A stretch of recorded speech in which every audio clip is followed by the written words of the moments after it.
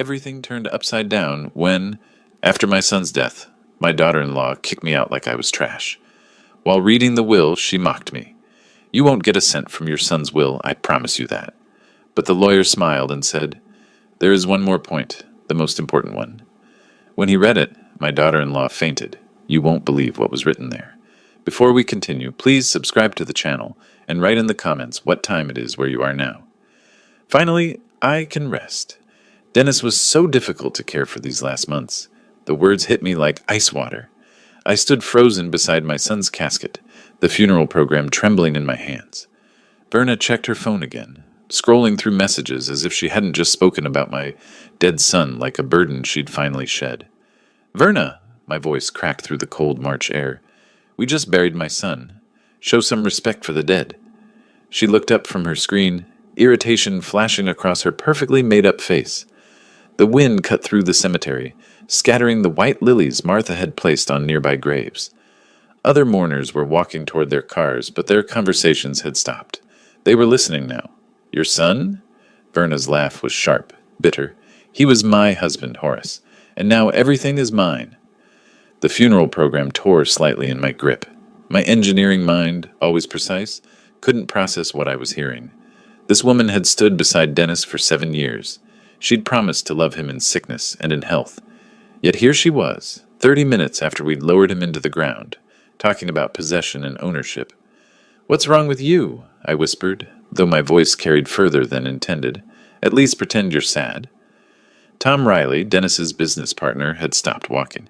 He stood 20 feet away, holding his wife's arm, both of them staring at us with undisguised shock. Martha Ellis was moving closer, her face pale with concern. Verna slipped her phone into her designer purse. "Sad?" "Horace, I've been planning my new life for months. Dennis knew this marriage was over. We both did." "That's not true." The words came out strangled. "He loved you. Even when the cancer was convenient." She adjusted her expensive black coat, the one Dennis had bought her last Christmas. "It gave me time to think, to plan. Now I can finally live again." Martha reached us just as Verna turned toward the parking area. "Verna, please, this isn't the time or place." "Actually, Martha, this is exactly the time." Verna's heels clicked against the concrete pathway. "I've spent 18 months playing the devoted wife. I'm done performing." The remaining guests had gathered in small clusters, whispering among themselves. Mrs. Henderson from the church shook her head slowly. The 3 men from Dennis's engineering team looked uncomfortable, shuffling their feet and avoiding eye contact.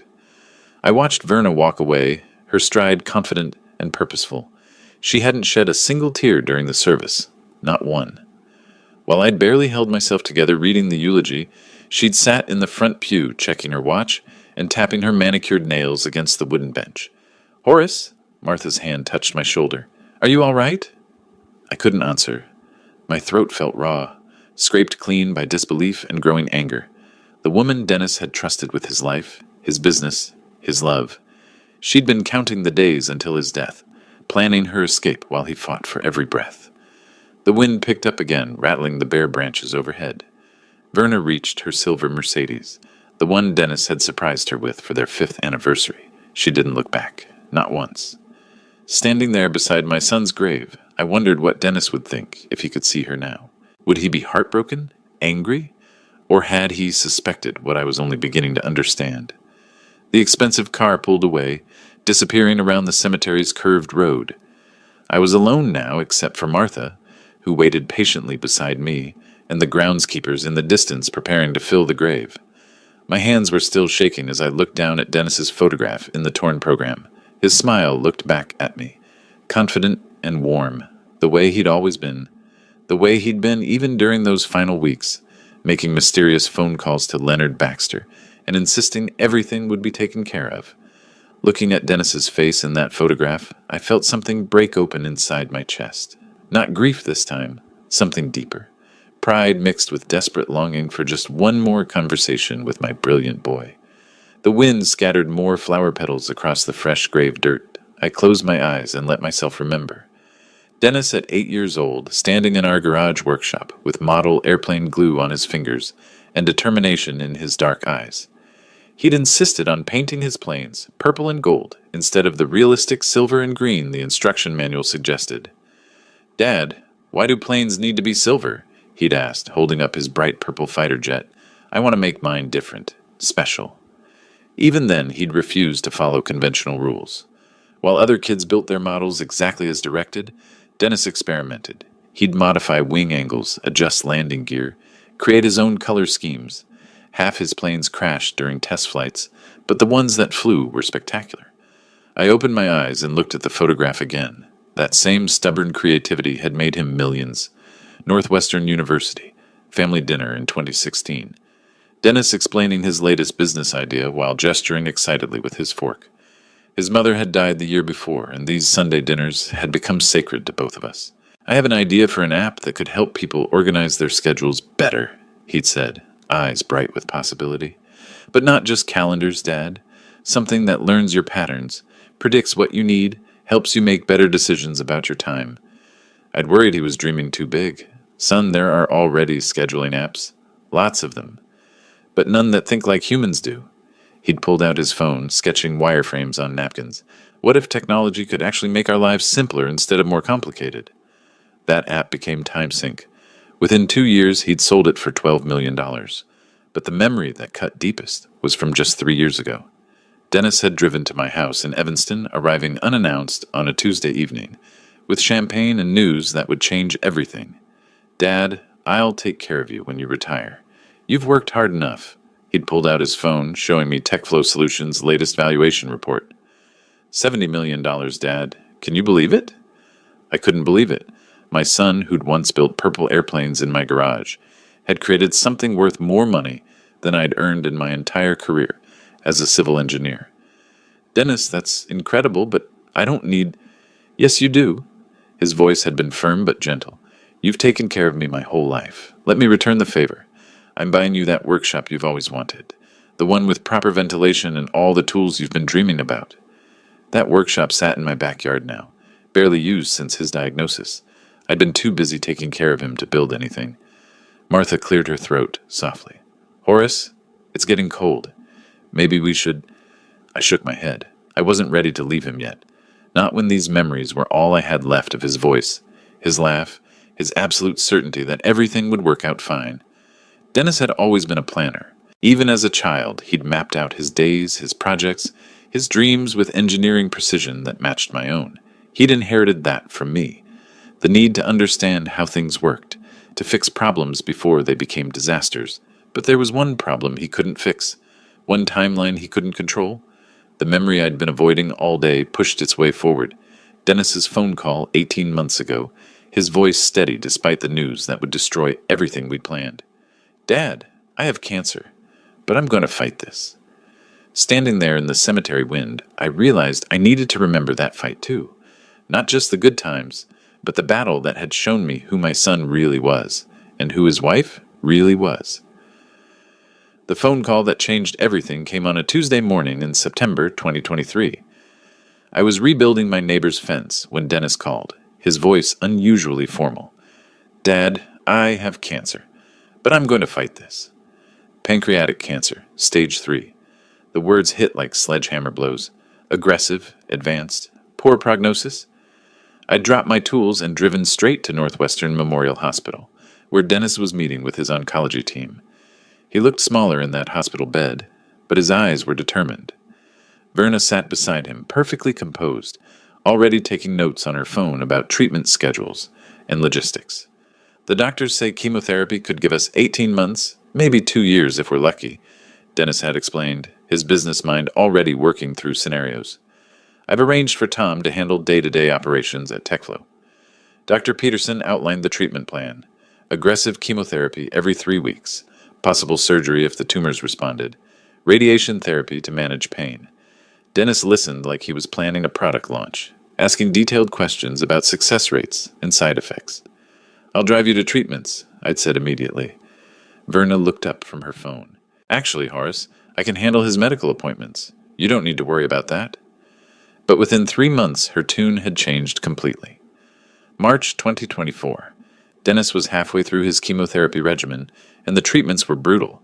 He'd lost 30 pounds and most of his hair, but he still insisted on attending important business meetings. I'd been driving him to every appointment because Verna had started finding excuses. "I can't watch this anymore," she'd told me one afternoon while Dennis slept off his latest chemo session. "You're better at taking care of him anyway. He needs someone stronger right now." Stronger, as if loving my son through his illness was some kind of burden instead of a privilege. By summer, I'd moved into their guest room.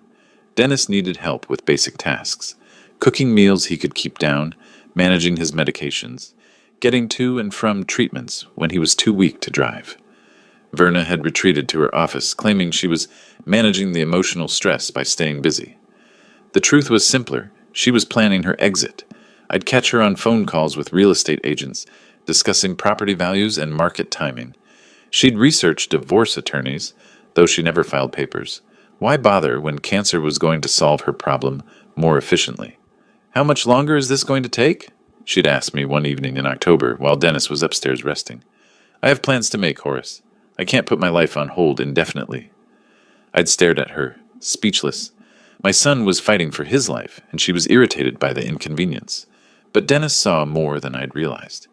During his final month, when the treatments had stopped working and hospice care began, he'd made mysterious appointments with Leonard Baxter, his family attorney. They'd meet in Dennis's home office for hours, going over documents I wasn't allowed to see. "Dad, I've taken care of your future," he'd told me during one of our last real conversations. His voice was weak, but his eyes were sharp with purpose. "Trust Leonard. He'll explain everything after I'm gone. Dennis, you don't need to worry about me. Just focus on getting better." "I'm not getting better." His honesty was brutal and clean, like everything else about him. "But I've made sure Verna can't hurt you, or anyone else who mattered to me." I hadn't understood what he meant then. Sitting beside his grave now, watching the groundskeepers approach with their shovels, I was beginning to suspect my son had been planning one final project, the most important one of his life. The wind was getting stronger, and the last of the mourners had disappeared. Martha had retreated to her car, giving me space to grieve privately. Soon I'd have to leave Dennis here in the cold ground and return to a world where Verna believed she'd won everything. But something in my son's final words suggested the game wasn't over yet. Footsteps crunched across the cemetery gravel behind me.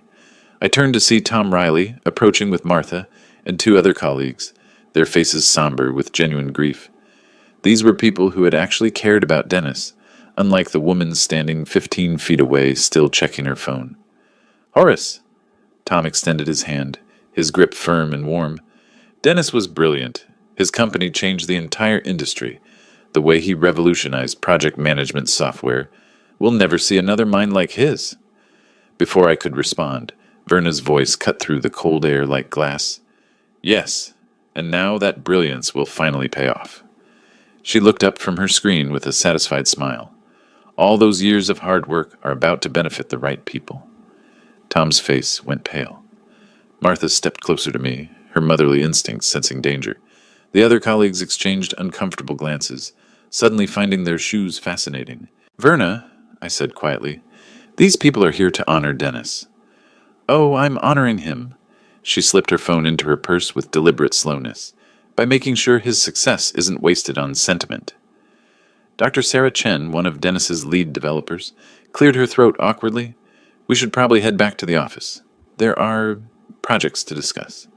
"Actually," Verna said, her voice rising with false cheerfulness, "there won't be any projects for a while. I'll be reorganizing everything once the legal formalities are complete." Tom's jaw tightened. "Verna, Dennis built that company with specific goals. His team works for me now." She checked her expensive watch, the one Dennis had bought for their anniversary. "Everything works for me now." Martha discreetly pressed a small piece of paper into my palm, her phone number written in careful script. "If you need anything," she whispered, "you can always call." I nodded gratefully, tucking the paper into my coat pocket. At least someone in this world still understood basic human decency. The remaining guests began their awkward departures, murmuring quick condolences before hurrying toward the parking area. Mrs. Henderson shook her head as she passed Verna, disapproval written across her weathered features. The young pastor who'd conducted the service looked like he wanted to say something, then thought better of it. Within 10 minutes, only Verna and I remained beside Dennis's grave. The temperature was dropping as evening approached, and my breath came out in small, white puffs. She seemed immune to the cold, energized by some internal fire I was only beginning to understand. Horace? Her tone shifted, becoming businesslike and sharp. We need to discuss housing arrangements. Something ice-cold settled in my stomach. What do you mean? I mean your living situation. She pulled out her car keys, jingling them impatiently. We'll handle this at the house. There are documents you need to see. The way she said documents made my engineering mind start calculating probabilities. None of them good. Dennis had been so careful about everything else. Had he somehow missed protecting me from his own wife? Verna, I've lived in that house for 18 months. Since Dennis got sick? Yes. Her smile was sharp as winter wind. And now Dennis is gone. She turned and walked toward her silver Mercedes, her heels clicking against the concrete with mechanical precision.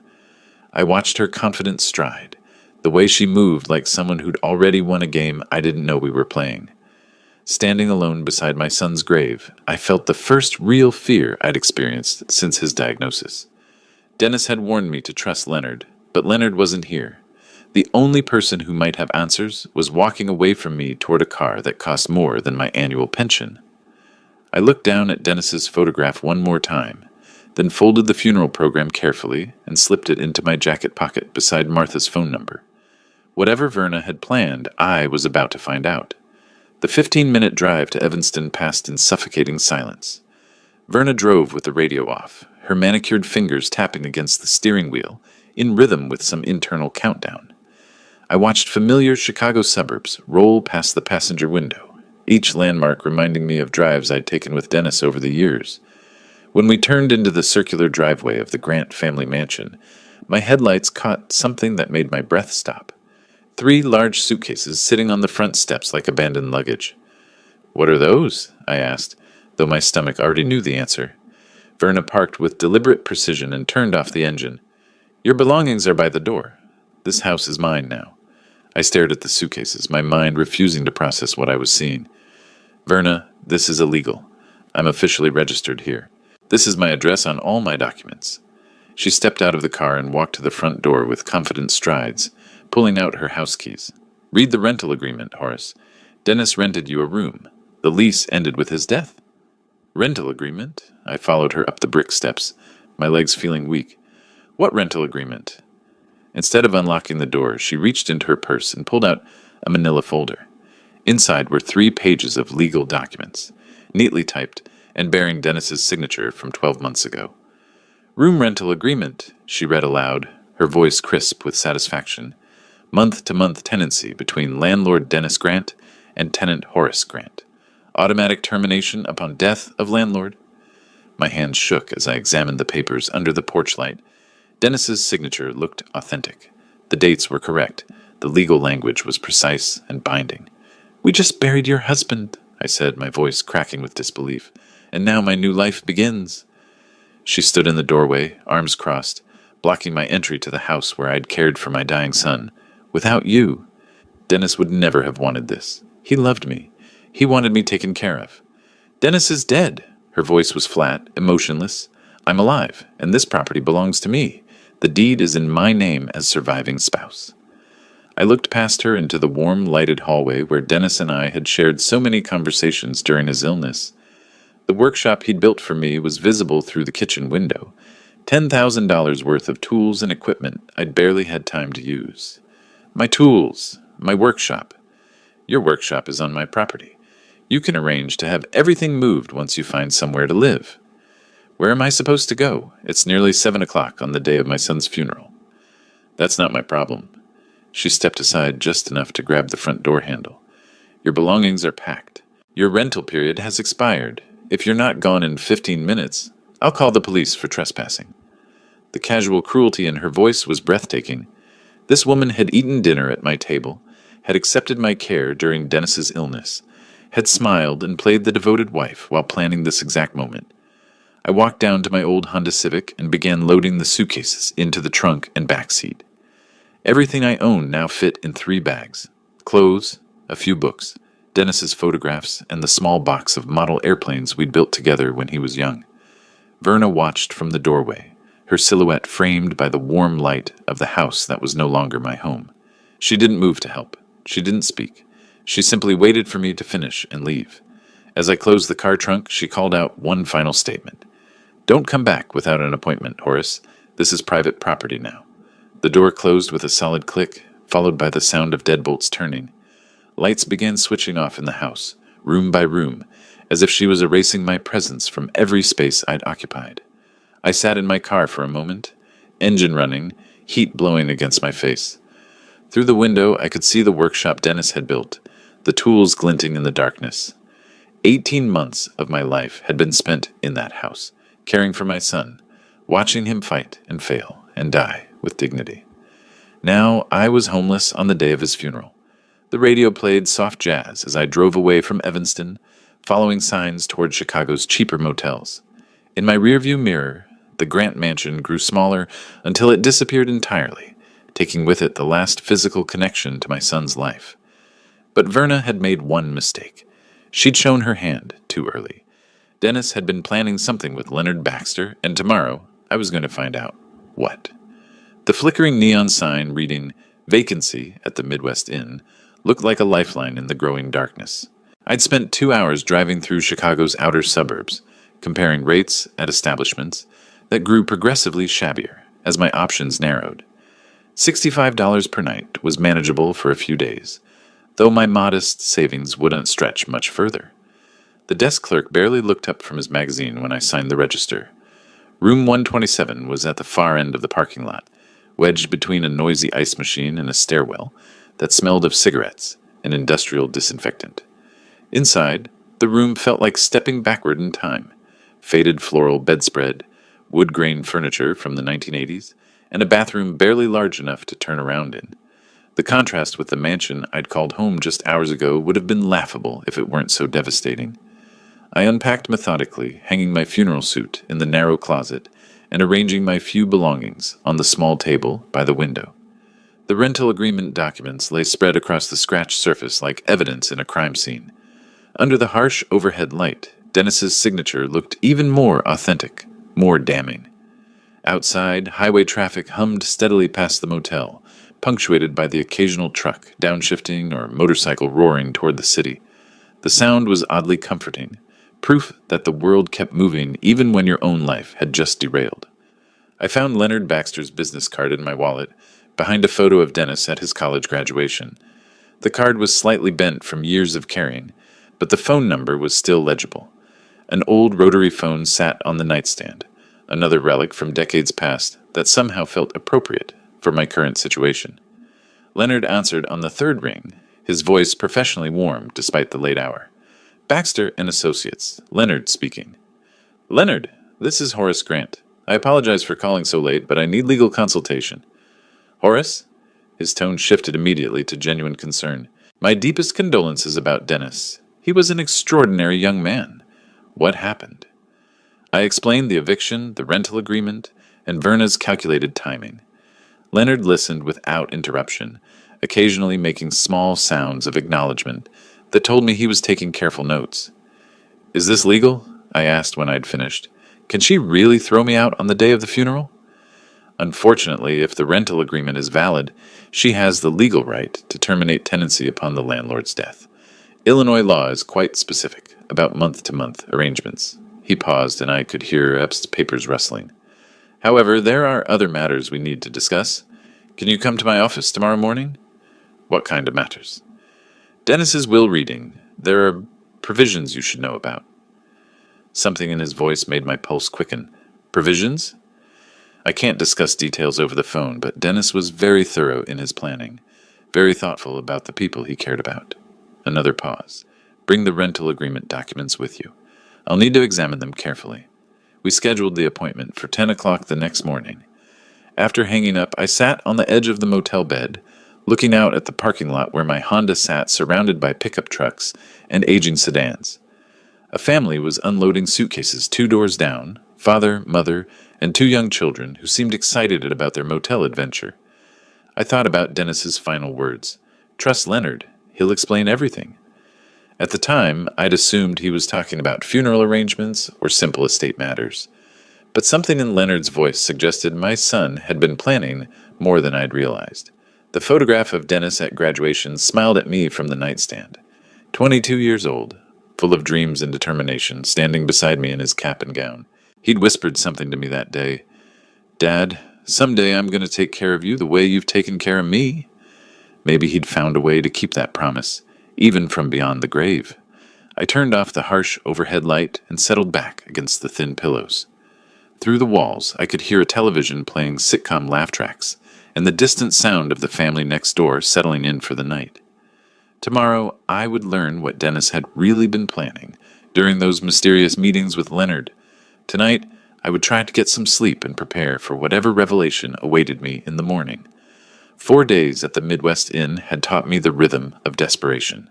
Wake at dawn to highway noise, shower in a stall barely wide enough for my shoulders, instant coffee and stale donuts from the vending machine, count the diminishing bills in my wallet, and calculate how many more nights I could afford. March 20th arrived gray and cold, but it felt different. Today held answers. I dressed carefully in my best suit, the navy one Dennis had insisted I buy for his wedding 7 years ago. The irony wasn't lost on me. In the cracked motel mirror, I looked like what I was, a 65-year-old man trying to maintain dignity while living in a 65 per night room. The drive downtown took 45 minutes through morning traffic. Chicago's skyline emerged gradually, glass towers reaching toward overcast clouds that promised snow. I'd driven these streets countless times during my engineering career, but today felt like entering foreign territory.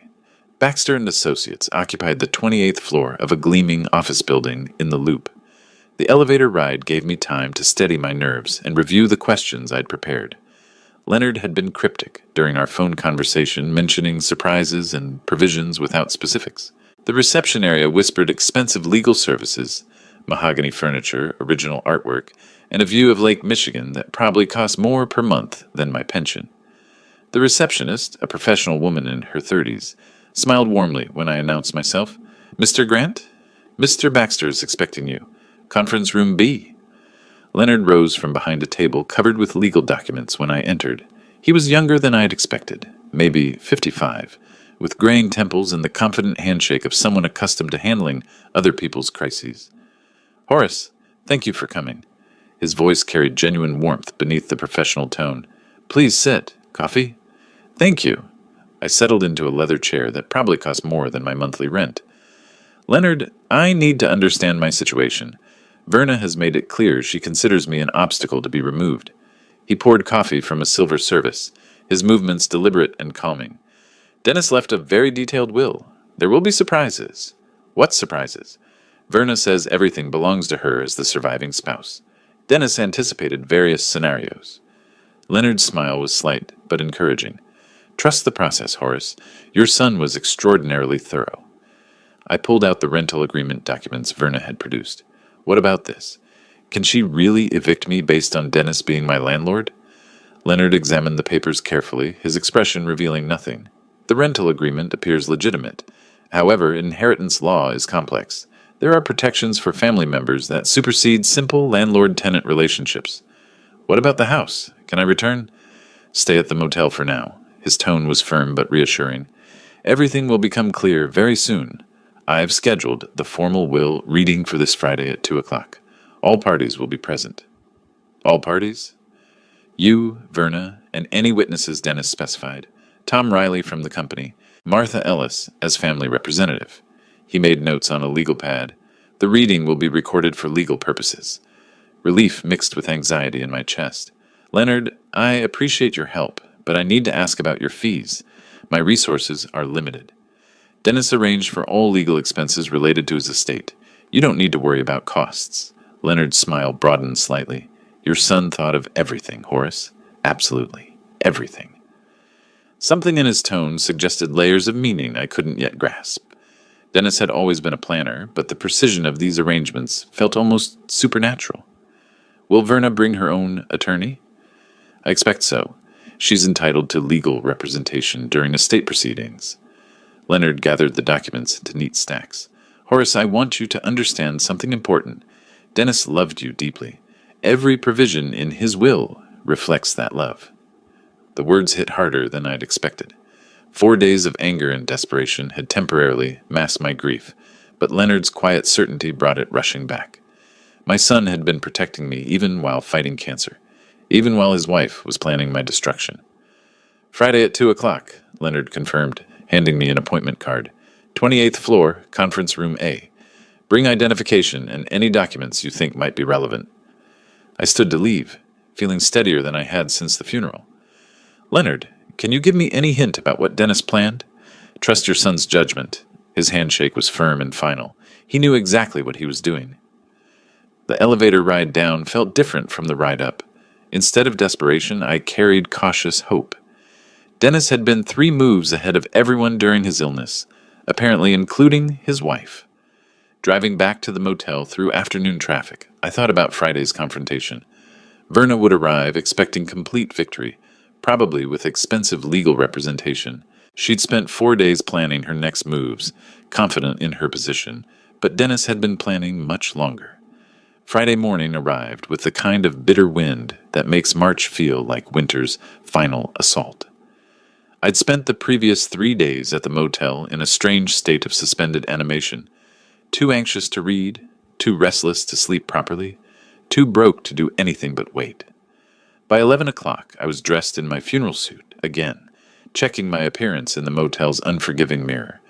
The face looking back showed every one of my 65 years, plus the weight of the past week's ordeals. But my eyes held something they hadn't since Dennis's diagnosis: purpose. The drive downtown felt different this time. Instead of desperation driving me toward Leonard's office, I was moving toward answers. Whatever Dennis had planned, today would reveal his final project, and I suspected it would be his masterpiece. I arrived at Baxter & Associates 15 minutes early, partly from anxiety and partly from respect for the solemnity of the occasion. The same receptionist greeted me with professional sympathy, directing me to conference room A, larger than the room where Leonard and I had met, with a view of the entire downtown area. Leonard was already there, surrounded by stacks of legal documents and what appeared to be audio recording equipment. His manner was calm but alert, like a surgeon preparing for a complex operation. Horace, right on time. He gestured to a chair across from the head of the table. The others should arrive shortly. Others turned out to be a parade of people whose reactions would define the afternoon.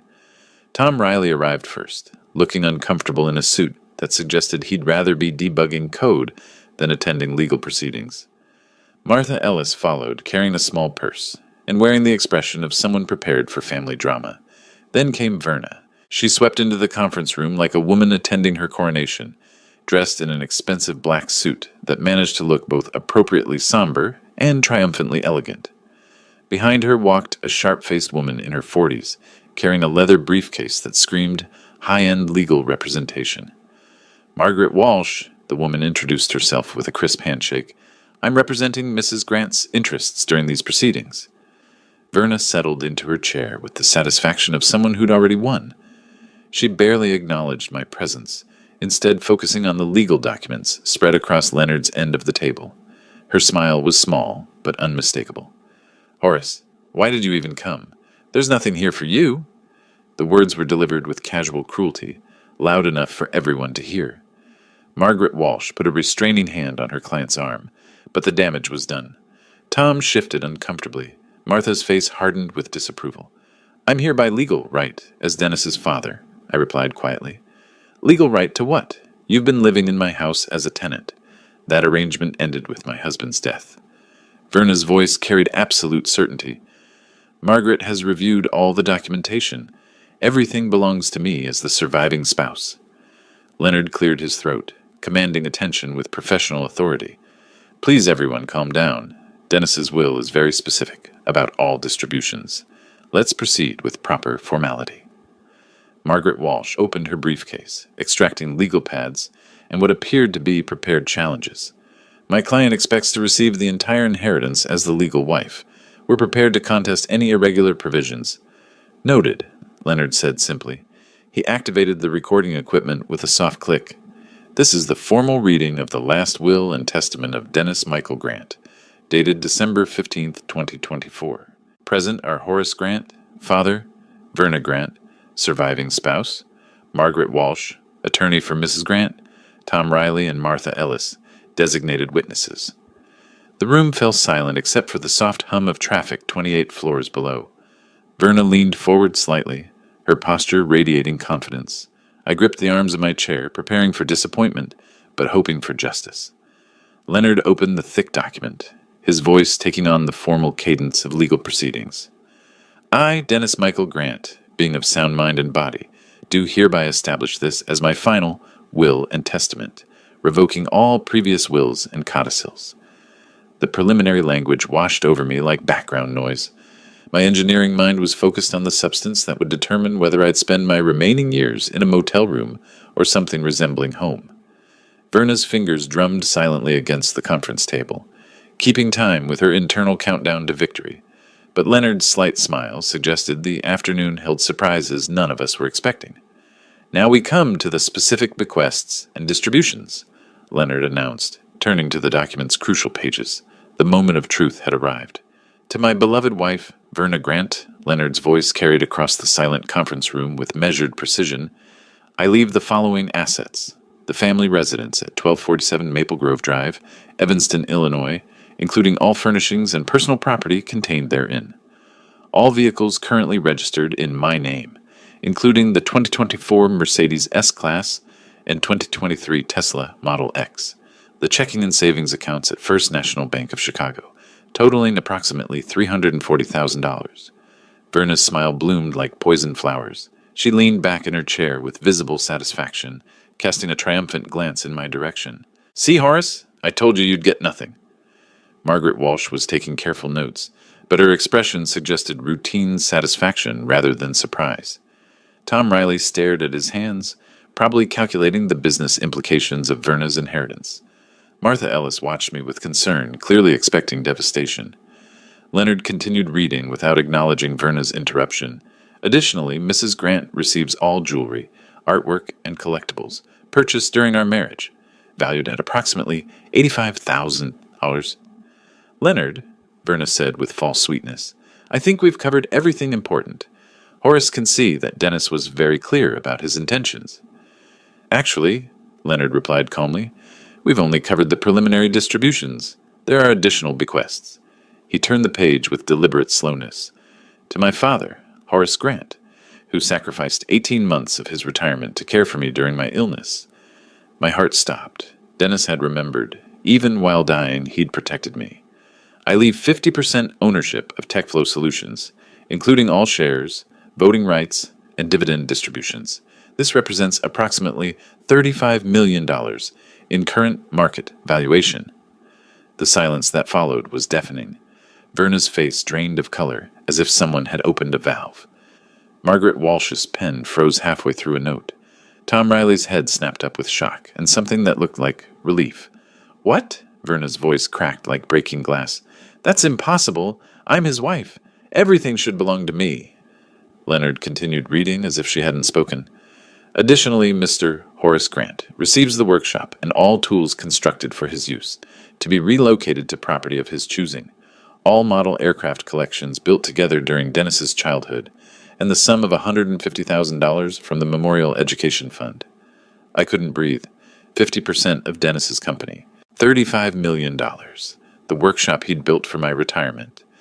After a week of homelessness and desperation, my son had given me security beyond anything I'd dreamed.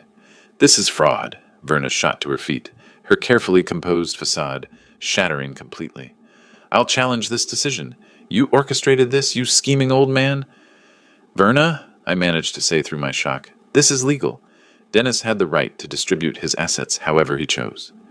Legal? Her laugh was sharp and bitter. You think I'll let you steal half of what belongs to me? Margaret, tell them this is contestable. Margaret Walsh was frantically reviewing her notes, clearly recalculating her entire strategy. There may be grounds for undue influence claims, but nothing. Verna's voice rose to near shouting. Dennis was sick, dying. His judgment was compromised. This old man took advantage of his condition. Tom Riley finally spoke, his voice quiet but firm. Verna, I was present during several of Dennis's business meetings, right up until the end. His mind was completely clear. He knew exactly what he was doing. You're all conspirators. Verna whirled to face Leonard. How much did Horace pay you to write this fiction? Leonard's voice remained professionally calm despite her accusations. Mrs. Grant, I understand your disappointment, but these distributions were entirely Dennis's decision.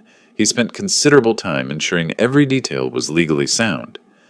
Verna turned back to me, her eyes blazing with fury that made her previous cruelty look mild by comparison. You think you've won something, old man? I'll take everything from you. Every penny, every share, every tool in that workshop. By the time my lawyers finish, you'll be living in that motel for the rest of your miserable life. Martha Ellis reached across the table and squeezed my hand gently. Dennis loved you very much, she whispered. But Leonard was organizing his papers with the careful attention of someone whose work wasn't finished. Mrs. Grant, please sit down. We haven't completed the reading. What else could there possibly be? Verna remained standing, her hands planted on the conference table like weapons. Leonard's smile was slight but unmistakable. There is one more condition that affects all previous distributions. The temperature in the room seemed to drop 10 degrees. Whatever bombshell Dennis had prepared, Leonard was about to detonate it. Leonard's slight smile deepened as he reached for another document from his carefully organized stack. The conference room fell silent, except for the soft hum of recording equipment and Verna's labored breathing as she processed the devastating news about shared inheritance. There is one more clause in the will, Leonard announced, his voice carrying the weight of a final revelation. A special condition that Dennis added 3 weeks before his death. Verna's eyes narrowed dangerously. What condition? You're hiding something. The condition states, Leonard read with measured precision, that if my wife Verna attempts to force my father Horace to leave our family home within 1 year of my death, the entire inheritance, including house, vehicles, bank accounts, and business shares, automatically transfers in full to Horace Grant. The silence that followed was absolute. Even the traffic noise from 28 floors below seemed to stop.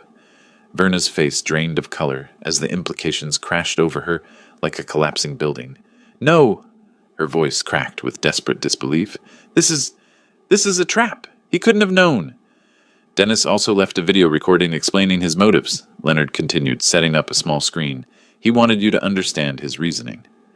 The monitor flickered to life, and Dennis's familiar face appeared, thinner than in health, but with eyes sharp with intelligence and love. My heart nearly stopped seeing my son again, hearing his voice from beyond death. Verna, if you're watching this, it means you've evicted my father from our home. Dennis's voice was gentle but firm. I hoped you would surprise me. I hoped the woman I married would show compassion during grief, but I know you too well. Verna was hyperventilating now, her hands gripping the conference table until her knuckles went white. Margaret Walsh was frantically taking notes, but her face showed professional alarm at her client's complete legal collapse. Dad, Dennis continued, looking directly into the camera with that engineer's precision I'd taught him, I'm sorry you had to experience her cruelty, but I've protected you. Everything I built, everything I earned, it's yours now. Use it well. Live comfortably. Honor Mom's memory in that house. The video paused, and Leonard's quiet voice filled the stunned silence. The eviction occurred on March 15th, the day of Dennis's funeral. The condition was immediately triggered. All assets transferred to Horace Grant, effective immediately. This isn't legal, Verna's voice rose to near screaming. A will can't have conditions like this. Actually, it can, Leonard replied calmly. Conditional inheritance is perfectly legal in Illinois when the conditions are clearly stated and not against public policy. Dennis consulted extensively to ensure enforceability. Margaret Walsh finally found her voice. We'll challenge this immediately. Undue influence, mental incapacity, fraudulent. The video continues, Leonard interrupted, restarting the recording. Dennis smiled sadly from the screen. Verna, I loved you for 7 years. I gave you everything I could. But love without kindness is just possession. Dad raised me to treat people with dignity, especially family. I hoped marriage would teach you the same values. Verna made a choking sound and doubled over as if physically struck. If you had shown Dad even basic respect after my death, you would have inherited everything as my wife. But I knew your nature. I gambled on your greed, overcoming your wisdom.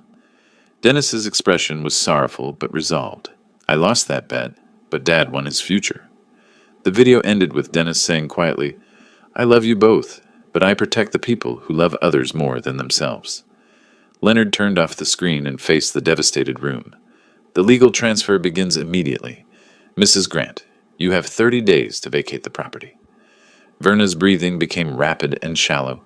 Her eyes rolled back, and she slumped forward in her chair. Margaret Walsh caught her as she fainted, calling for medical assistance.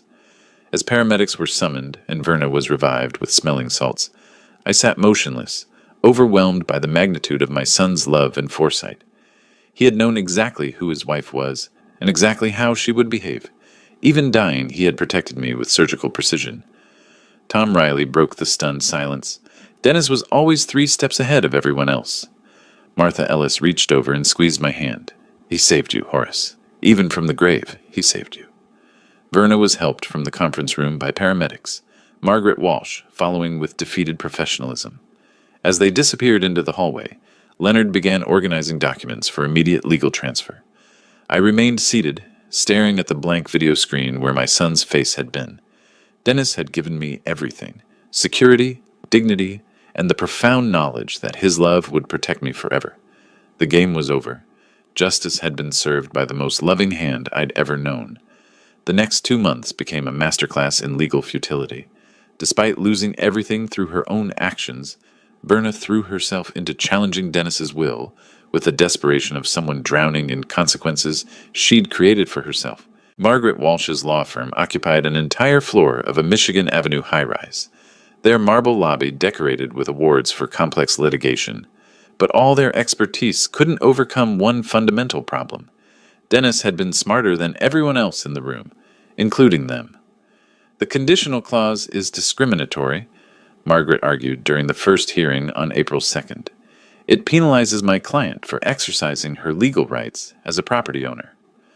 Judge Patricia Harrison, a woman in her 60s with steel gray hair and no patience for frivolous arguments, reviewed the documents with clinical precision. The testator had full legal right to establish inheritance conditions, Counselor.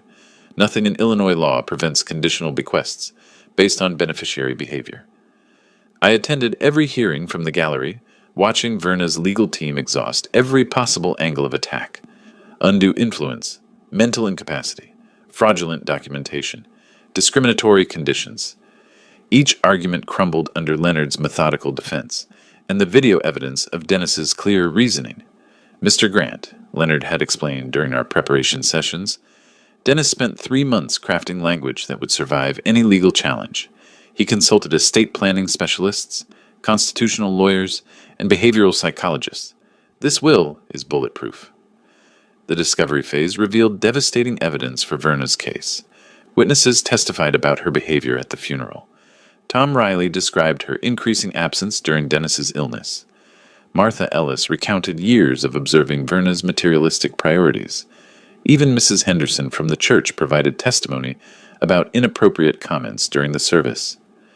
The deceased demonstrated clear mental capacity throughout his illness, testified Dr. Peterson, Dennis's oncologist. Mr. Grant continued making complex business decisions until weeks before his death.